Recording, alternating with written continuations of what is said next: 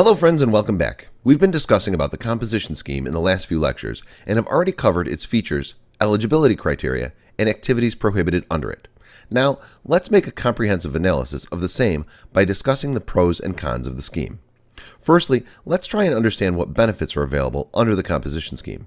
Following benefits are available: reduced tax liability, reduced compliance procedures, increases liquidity, simple bookkeeping. Let's discuss the same in a little detail. When we say tax liability is reduced, it's because taxpayers registered under the scheme are required to pay tax at prescribed rates, which are lower than the normal tax rates. Maximum tax rates prescribed under the composition scheme is 5%. However, without registration, taxpayers might have to pay as high as 28% depending upon their business.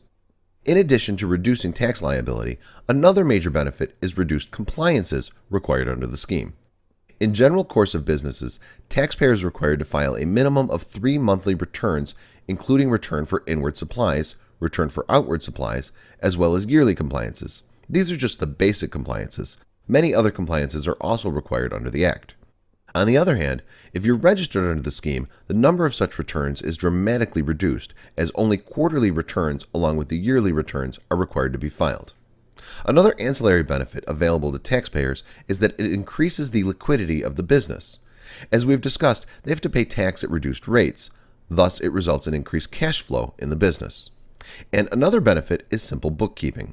For any other taxpayer who has to comply with returns filing requirements under GST are also required to maintain detailed books of accounts and other documents required under the Act.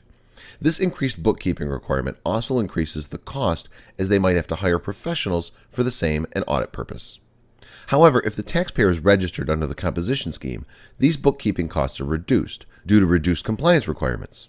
We've discussed the benefits available under the composition scheme. Now let's consider the limitations of the scheme. They are: no input tax credit, cannot collect taxes from the customers, cannot issue tax invoices, only intrastate trading, and higher penalties.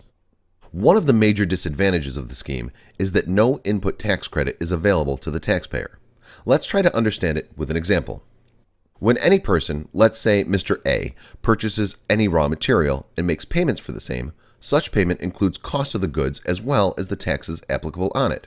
In normal circumstances, Mr. A was registered under GST. He can claim input credit against the taxes charged on his outward supplies.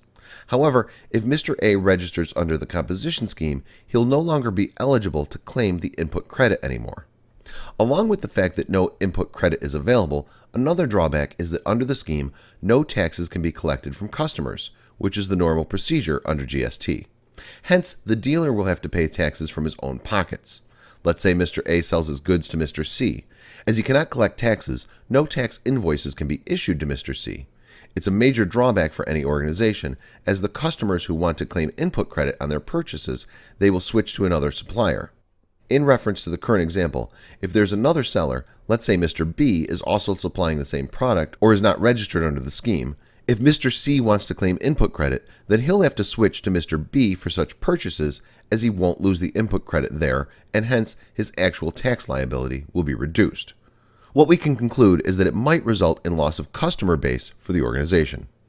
Another demerit is that it imposes geographical limitations on the dealer, as only intrastate dealers are allowed to register under the scheme. Let's say Mr. A is located in Maharashtra and he wants to expand his business to Tamil Nadu. Then he'll have to give up his benefits he availed under the composition scheme. Taxpayers are provided with these benefits, but to make sure nobody misuses the relaxations provided under the scheme, higher penalty provisions are also provided under the law.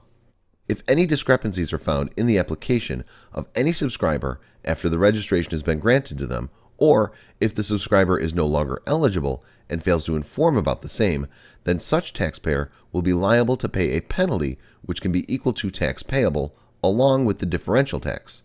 This means if Mr. A expands his business to Tamil Nadu, or if his aggregate turnover crosses the threshold limit of 75 lakh rupees and fails to provide such information to the authorities, then he'll be required to pay the differential tax along with a penalty which might be equal to his tax liability. We've covered all the pros and cons of the composition scheme here. To make an analysis of the same and make a verdict if it's good, bad is not possible. It's a case-specific thing and depends on business to business if it provides more benefits or roadblocks. That's a reason it is introduced as an option under the law and does not require compulsory registration. Scheme provides certain benefits and shortcuts, however, it has its own share of limitations.